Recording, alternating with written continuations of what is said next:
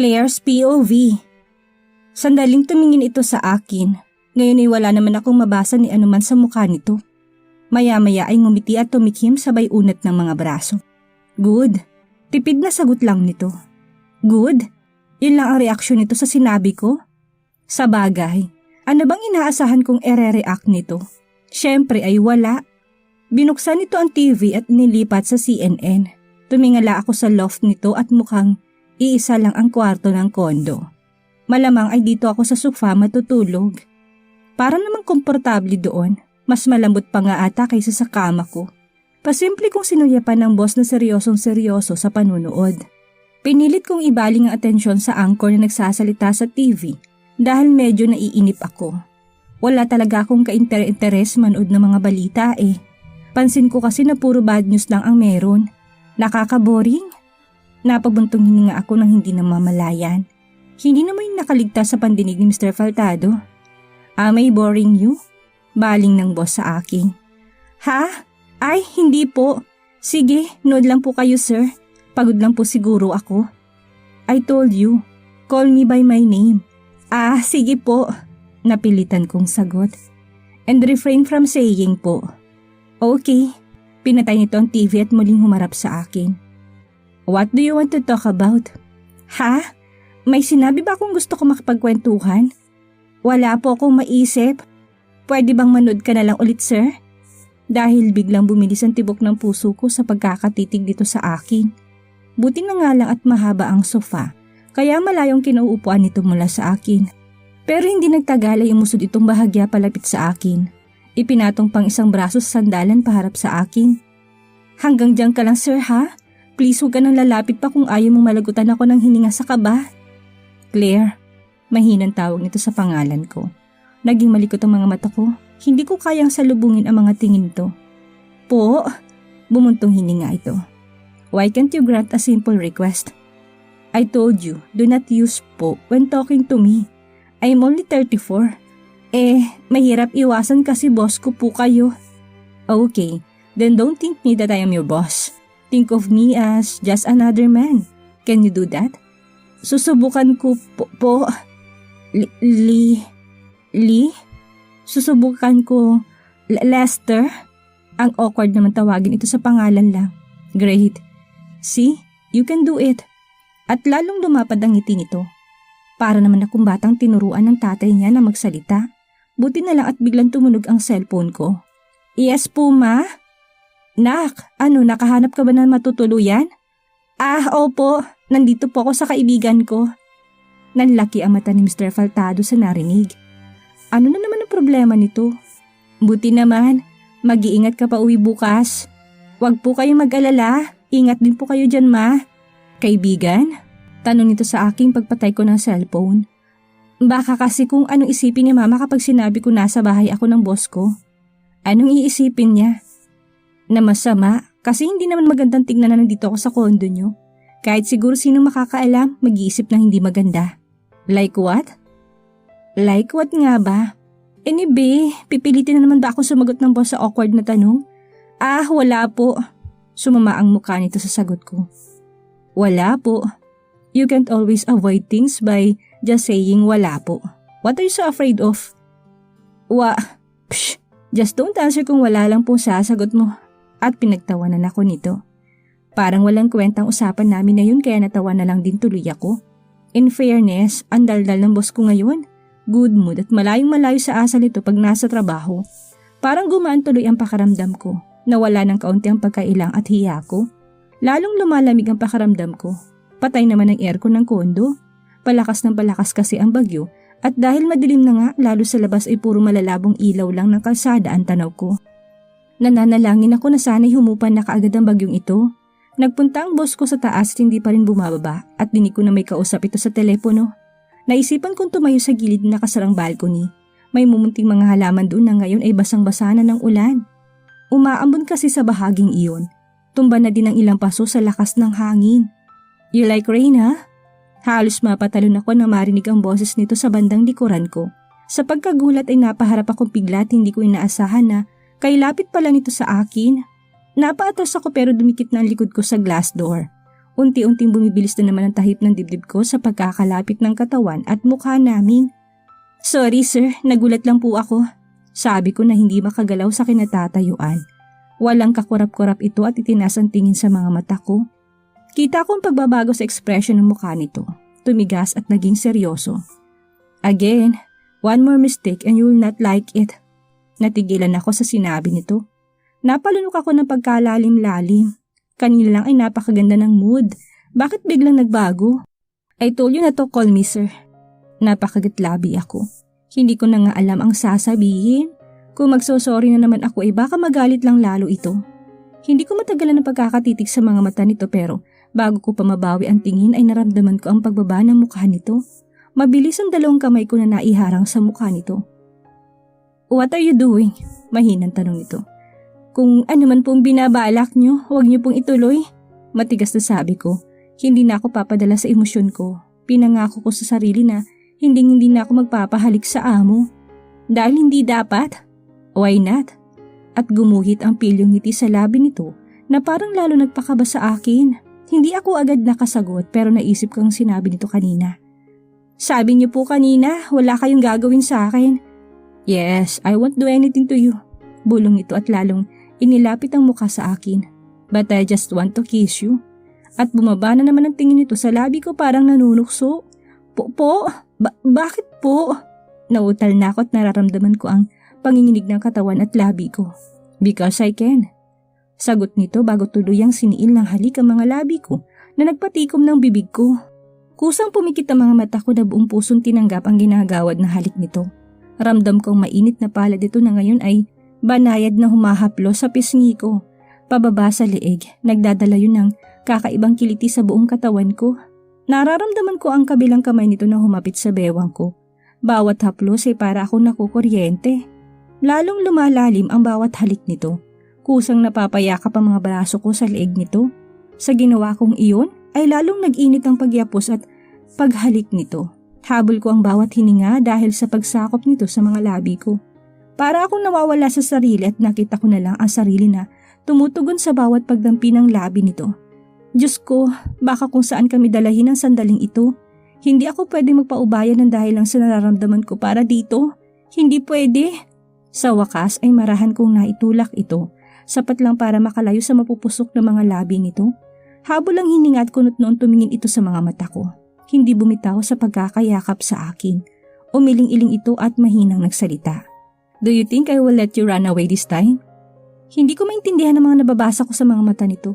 Puno ng pagsuyo na parang nakikiusap na pagbigyan ko. Pero mali po ito. Boss ko po kayo. Bakit niyo po ako? Hindi na ako pinatapos nito at muling siniil na mga halik nito. Sa sobrang pagkadarang ko sa kung paano akong hagkan at haplusin ito ay naramdaman ko na lamang ang pagpatong na likod ko sa malambot na kama nito. Nandala na agad ako nito sa kwarto. Malalagutan na ata ako ng hininga, lalo nang maramdaman ang bigat ng katawan nito na patuloy lang sa pagpapainit sa mga labi at katawan ko.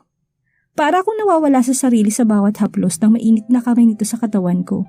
Pero biglang huminto at isang marahang halik sa noo ang ginawad nito bago ikinulong ang magkabilang pisngi ko sa mga palad nito. Kahit pa lampshade lang ang nakailaw ay kita ko ang ekspresyon sa gwapong mukha nito. Nakangiti ito at parang kay aliwalas na mga mata nito na nakatitig ng diretso sa mga mata ko. Paano may nagawa? How can you make me so crazy about you? Ha? Hindi pa ata bumabalik sa katinoan ng isip ko mula sa ginawang paghalik nito. I am not supposed to tell you this but I can't help myself. I want you so badly. Anong ibig niyo sabihin? Totoo na hindi ko maintindihan ang sinasabi nito. Paanong? Claire, I like you. What is it so difficult to understand? Claire, I like you. Pinaulit-ulit ko mga katagang yun sa isip ko. Ano ba to? Prank? Anong nangyayari? Biglang may gusto na sa akin ng boss ko? Nasaan po ba yung camera? At nung kanwa rin nagpalingalinga ako dahilan para marahan ko itong maitula katagad akong naupo. Kita kong biglang pagbabago ng ekspresyon ito at maang na tumingin sa akin. What the hell are you talking about? I just confess my feelings for you. Sabi nito na bahagyang tumaas ang boses. Pilit kong iniiwas ang mga mata ko. Hindi ko kayang salubungin ang mga mata niya. Parang sasabog ako ngayon sa kaba. Hindi ako makapaniwala sa narinig. Hindi ko alam ang mararamdaman eh. Litong-litong isip ko't hindi ko malaman ang isasagot. Naiihi po ako. Wait lang po. Agad akong tumayo at halos patakbong pumasok sa loob ng CR. Alam ko nakasunod ito kaya but na lang at mabilis kong naisara ang pinto. What the? Dinig kong galit na sabi nito bago ko pagbagsakan ng pinto. Napasandal ako sa malamig na dingding at bahagyang nakahinga ng maluwag. Shit! Ano yun? Sigurado naman ako na hindi ito panaginip pero may gusto nga talaga si Sir sa akin. Ano? Well, late reaction ako dun. Pero bakit? Paano? Kailan pa? OMG, hindi ko alam kung anong iisipin. Paano ko ba haharapin si Sir? Nahihiya ako. Ano ba to? Yung tulad ko magugustuhan niya? Oh my G, talaga. Yung ganun kagwapo may gusto sa akin? Hindi ko maintindihan. Hindi ba dapat ay masaya ako sa nalaman? Hindi maproseso ng utak ko eh. Dito na lang kaya ako sa CR matulog. Hindi ko siya kayang harapin pero… Claire! Malakas na tawag nito kasabay pang sunod-sunod na katok. Po! Saglit lang po! Hindi mapakaling sagot ko. Can you please open the door? Parang inis ng boses nito. Lalo pang lumakas ang katok na ginagawa nito. Pakaramdam ko ay mawawasak ang pinto sa lakas. Kaya wala na din talaga akong magagawa kung hindi buksan yun. Nakayuko ako para hindi makita ang mukha nito at humakbang palabas. Para akong high school na nakita ang crush na hiyang-hiya. Pagtingala ko ay ang seryosong mukha nito ay sumalubong sa akin. Matamang nakatitig sa akin. Hindi ko mabasa kung ano man ang nasa utak nito. Won't you say anything to me? I just said I like you. Mahinang tanong nito. Napalunok ako ng napakalalim. Ano bang dapat kong isagot na I like you too? Hindi ba parang easy to get ako masyado nun? Buti pa'y ibahin ko na lang ang usapan. Sir, gusto ko na pong matulog. Sa sofa na lang po ako ha? Iniwasan kong tingin nito at mabilis akong nakahakbang palapit sa kama para kumuha ng isang unan. Ramdam ko ang paglapit nito sa likod ko. Niyakap kong unan na hawak at gusto ko na talagang tumakbo pababa para iwasan ito. Tahimik akong nakayuko nang maramdaman ko na lamang isang braso nito na yumakap sa bandang leeg ko. Inalis nitong yakap kong unan at hinihagis sa kama. Ang isa pang braso niya ipinalupot naman sa bewang ko. Halos maputol ang hininga ko sa mahigpit na pagyapos nito. Nararamdaman kong mainit na yakap nito.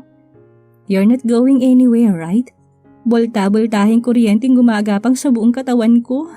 Pakaramdam ko'y nanginginig ang katawan ko sa ginawa nito. Hindi ko malaman ang nararamdaman o iisipin dahil loading pa rin ang utak ko. I meant what I said. I like you so much. Muling bulong nito na itinapat ang bibig sa tenga ko. Lalo ako napipi. Ang sarap pakinggan ng mga salitang iyon. Parang tago sa puso ko sa tono kung paano nito yung sabihin. Ramdam kong lalang paghigpit ng yakap nito mula sa likuran ko. Buti na lang dahil kung hindi ay baka natumba na ako. Parang nawala ng lakas sa mga binti ko. Pero na naman? Bakit ba palagi na lang ako may pero? Gusto din ako ni Mr. Faltado. Parang hindi totoo pero ito na yun eh. Sinabi na nga niya hindi ba? Sir? Yun lang ang sinagot nito at marahang inilapit ang labi sa ulo ko. Matutunaw naman ako sa kilig at kaba. Ramdam kaya nitong panginginig ng katawan ko? Hindi ko kinakayang sarap sa pakaramdam. Pero totoo ba to? Paano nga ba to nagkagusto sa akin? Sa isang tulad ko lang? Tell me, what's on your mind? Tanong nito na hindi pa rin bumibitaw sa akin. Hindi ko alam, masaya ako sa narinig pero natatakot ako. Paano kung masaktan lang ako? Napaka-imposible ng ganito. Boss ko siya at napakalayo ng estado namin sa buhay. Paano kung hadlang palang magulang nito dahil galing ako sa simpleng pamilya lang? Baka masaktan lang ako muli tulad dati. Paano kung sa umpisa lang masaya at bandang huli ay iwanan lang niya ako dahil sawa na siya? Ang OA ko, wala namang sinabing papakasalan niya ako. I like you pa lang ang sinabi. Naramdaman kong malalim na buntong hininga mula dito. Marahan akong iniharap nito sa kanya at iginiya pa upo sa kama. Ito naman ay lumuhod na sa paanan ko. Tipid ng ngumiti, ang mga maitim nitong mga mata ay diretsyon tumingin sa akin. Kahit pa lampshade lang ang nagbibigay liwanag sa kwarto ay kitang-kita kong ekspresyon ng mukha nito at kung paano siya tumitig sa mga mata ko. Malalim ako napalunok na mapagtanto kung gaano kagwapo ang lalaking nasa harap ko. Ang kanina lang ay nagsabi na gusto niya ako. Ang boss ko, si Mr. Faltado na pinapangarap ko. Parang malalaglag ang puso ko habang nakikipagtitigan dito. Hindi kita pipilitin if you're not yet ready to answer. I will wait, so don't worry. Malambing na sabi nito habang ang isang kamay ay hinawing hibla ng buhok ko na nahulog sa pisngi ko. Pero, bakit po ako? Sa wakas ay nakuha kong itanong ang kanina ko pa iniisip. Matipid na ngiti ang gumuhit sa labi nito. Why what? Hindi po ba kayo nagkakamali lang? Baka po may sakit lang po kayo? Kaya nag-hallucinate kayo, sir? Natawa ito ng bahagya. I am the right mind. What are you talking about? Kasi po nagtataka lang po ako. Paano niyo naman po ako magugustuhan? Hindi ko kinaya at yumuko ako. Hindi ko alam pero nakaramdam ako ng lungkot. Totoo naman kasi na hindi ako bagay kay Mr. Faltado. Naramdaman kong pagkuha nito sa isang kamay ko at marahang hinalikan. Tumingin ako muli dito na ngayon ay hawak ng kamay ko. I like everything about you. I can't even figure it out why you intrigue me so much. You make me think about you all night. Do you have any idea how many sleepless nights I had after that kiss? Napamaang ako sa narinig. Ganun palang tingin ni Mr. Faltado sa akin? Bakit hindi ko napansin? Ang alam ko ay lagi lang ito masungit sa akin. Alin pong kiss? Madami po kasi. Tanong ko't ramdam kong pag-init ng mukha. Madami naman kasi talaga. Napakatamis ng ngiti nito. The first one in Tagaytay. Sagot nito. Ha? Di ba po lasing kayo noon? Isa pa aksidente lang yun. I was. But I knew what was happening and I remembered everything. Things weren't the same after that. Hindi pa rin ako makapaniwala sa sinasabi ng boss ko eh. Para ako nasa ulap sa mga sandaling ito. Ano bang nakita niya sa akin?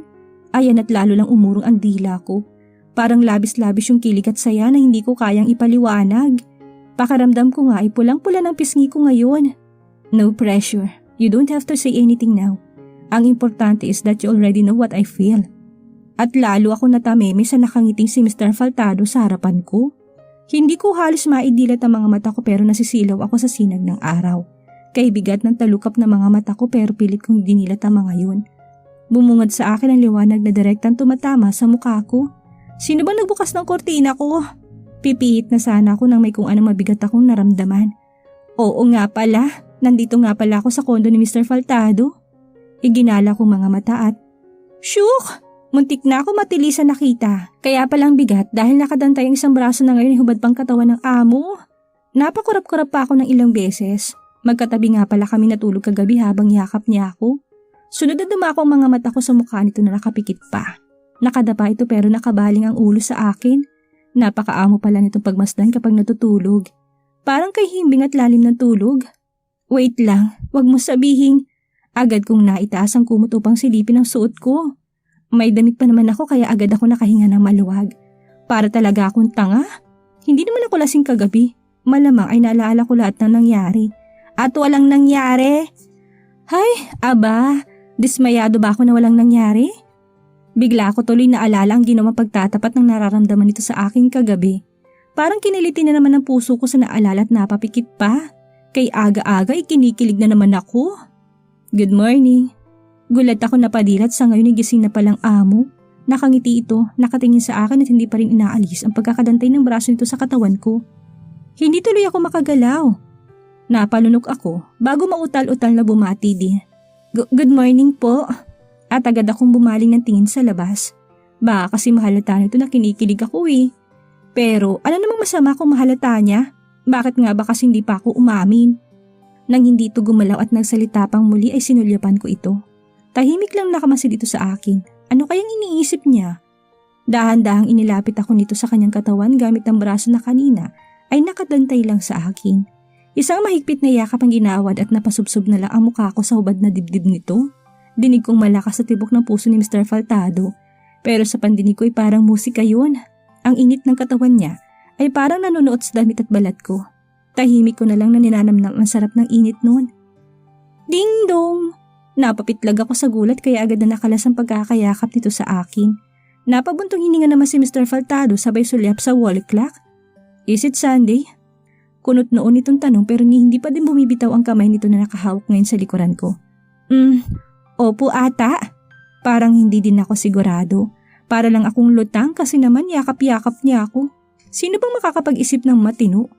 Marahang bumitaw ang boss at tuluyang bumaba mula sa kama. Naka-shorts lang ito kaya dali-daling kumuha ng t-shirt at isinuot iyon. I'll be right back. Paalam nito bago tuluyang bumaba. Narinig ko ang pagbukas ng pinto dahil open na open naman ang loft nito. Sunod kong narinig ang boses na isang babae pero hindi ko din maintindihan ang sinasabi nito. Puro echo lang dahil siguro sa laki ng kondo. Naisipan kong bumangon na lang din para silipin. Sino kayang bisita ng amo ng ganito kaaga? Isa pa'y linggo ngayon. Pagbaba ko sa sala ay nakita ko agad isang babae na nakaputing polo shirt at miniskirt na blue. Hapit na hapit ang suot nitong damit sa katawan niya, kaya bahagya ako nagtaka. She is Caringe. The cleaning company sent her to do the cleaning every Sunday. Sabi ng boss ko pagkakita pa lang sa akin. Pero hindi ko nagawang alisin ang tingin sa babae. Good morning po ma'am. Matamis ang ngiti ng babae sa akin. May itsura ito't makinis pero kailangan ba talaga ng ganyang kaikli ang suot? Napilitan akong ngumiti at nagpaalam na magbabanyo. Makapag-toothbrush at hilamos na lang muna para mahimasmasan ako. What do you want for breakfast? Bungad ng boss sa akin pagkalabas ko ng banyo. Nakasandal ng bahagya ito sa kitchen counter at nakangiti pa. Wala po. Pwede po bang makuha ang damit ko? Mukha kasing maganda ng panahon at sikat ng araw. Siguro madali naman na ako makakauwi sa Bulacan. Okay, but can we just eat breakfast first? Pakiusap ng boss na hindi inaalis ang mga mata sa akin. Po, hindi na. Uuwi na po ako. Mukhang maayos na naman po yung panahon. Nangunit naman ang noon nito sa sinabi ko. Galit ka ba? Tanong nito na sumeryosong bigla ang muka. Hindi ako sanay na nagtatagalog ito at lalong nagiging baritonong boses eh. Hindi po. Bakit naman po ako magagalit? Hindi naman talaga ako galit. Tsaka anong dahilan? Gusto ko lang naman talagang umuwi. Nakitulog lang ako dito dahil sa bagyo kagabi hindi ako makauwi. Alangan namang magtagal pa ako dito. Ano to, staycation? I don't know. That's why I'm asking you. Imbis na sumagot ako ay hinanap na mata ko yung babae. She's cleaning upstairs. Okay po. Yung damit ko po pala. I will send it to laundry. Ha? Wag na po. Susuotin ko na lang po kahit madumi. Why are you such in a hurry? Gusto ko na po kasing umuwi. Mahinang sagot ko. Kulit din ni sir no? Paulit-ulit. Dahan-dahan namang naglakad ito patungo sa kinatatayuan ko. Claire, please. Sambit nito na makalapit ng tuluyan sa akin. Can we have a normal conversation for once? Ano daw? Bakit? Hindi ba ako normal kausap? What happened? Tell me. May hinang tanong muli nito na iniyuko pang ulo para makitang maigi ang mukha ko. Wala po. Wala naman talaga. Medyo nairita lang ako dun sa babae na tagalinis niya. Bakit kailangan na ganun kabata at ka-sexy? Pwede naman yung may edad na hindi ba? Wala po. But your face look like you want to punch someone. Sabay tawa nito. Napangat ang tingin ko sa mukha nito. Parang nang aasar pa ang boss ko. Pero ang cute niya talagang tumawa. Napukaw ang atensyon ko nang makita ang babae na nasa baba na pala at nag-uumpisa mag-vacuum. Halos malaki ang mata ko na makita kong paliyad-liyad pa at kita ang umbok ng puwetan. Konti na lang ay masisilipan na nga. Hindi ko alam pero naiinis ako. Inis o selos ba to? Ibig bang sabihin tuwing linggo kasama na Mr. Faltado ang babaeng ito sa kondo niya? Sa forma ng babae mukhang anumang oras ay handa itong maghubad. Ay, nakalimutan ko nasa harap ko nga palang boss at agad kong ibinalik ang tingin dito, nakangiti ito. Ano kayang iningiti-ngiti nito? Pwede ko na po bang makuha yung damit ko? No. Sagot nito sabay hatak sa braso ko. Pilit akong pinaupo nito sa silya at pumunta sa lutuan. Ano pa bang magagawa ko? Gusto niya mag-breakfast muna, edi okay. Sa bagay, kumakalang din na sikmura ko. Tahimik na lang akong pinagmasdan na nakatalikod na amo. Litaw pa rin ang magandang pangangatawan nito kahit pa maluwag ang suot nitong t-shirt na light blue. Gulo-gulo pa nga ang buhok nito pero wala guwapo pa rin talaga. Breakfast is ready. Sabay lapag nito ng plato sa harap ko. Toasted bread na may sunny side up na itlog at avocado slices pa. Thank you po. And here's your coffee. Para akong natulala. Mismong amo kong nagpe-prepare ng breakfast ko. Ang sweet. Totoo ba to? Tumingin ako dito na nag-umpisa na palang kumain. Tulad kagabi nakatayo lang ito sa kitchen counter na katapat ko. Nang matapos ng agahan ay agad ako nag-shower. Buti na nga lang at marami palang damit na babae ang amo ko. Kaya may isusuot ako pa uwi. Isang black leggings at maroon na t-shirt ang pinahiram nito. Ipapalaundry daw niya marumi kong damit kahit anong pilit ko na iuuwi na lang yun. Paglabas ko ng CR hindi ko mahagilap namang mata si Mr. Faltado at ang babae. Bigla akong kinabahan. Nasaan kaya silang dalawa? Dahan-dahan ako naglakad papunta sa hagdanan at baka sakali na masilip kong nasa taas. Hala, ano ba tong naiisip ko? Tamang hinala na naman ako. Nakakaisang hakbang pa lang ako paakyat ay ito namang labas ng boss ko. Formang bababa nang natigilan pagkakita sa akin. Oh, you're done? Opo, agad kong sagot at umatras. Wait lang, asan yung babae? Naiwan sa taas? Bagong ligo ang boss at bihis na. Huwag mo sabihin na. Kagabi lang ay nagtapat siya sa akin at ngayon ay may kinakalantarin na agad na iba. Ni hindi na nga niya nabanggit yung kagabi. Ang bilis naman magbago ng isip niya. Hindi lang ako agad sumagot ganito na. Sabi na nga hindi seryoso si Mr. Faltado sa sinabi niya kagabi. Bagsak ang balikat na kinuha ko ang bag at hindi nilingon ng amo. Kasunod ko naman tuluyan na kaming lumabas mula sa kondo. Claire, can you walk slowly? Habol nito habang naglalakad kami sa hallway patungong elevator. Sorry po. Mahinang sabi ko na lang na medyo binagalan ang lakad. Ramdam kong tingin nito sa akin pero binaliwala ko na lang yun hanggang sa makasakay na kami ng kotse. Sir, ibaba niyo na lang po ako sa MRT. May pinapadaanan pa kasi si mama sa akin.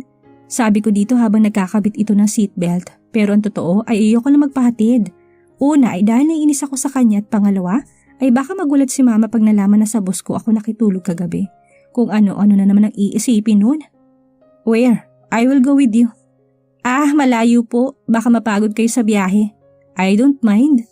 Sagot nito sabay start ng kotse. Matagal po kasi ako doon, mga 2 hours. Baka mainip po kayo. Ako na lang po mag-isa, marami pa kasi.